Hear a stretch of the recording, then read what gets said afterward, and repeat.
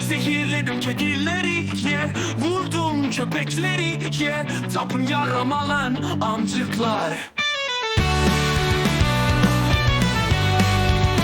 Siktim seni yaktım Türk bayrağını, olmayan ülkenin bayrağını yakın, teröristlerin bayrağını yakın.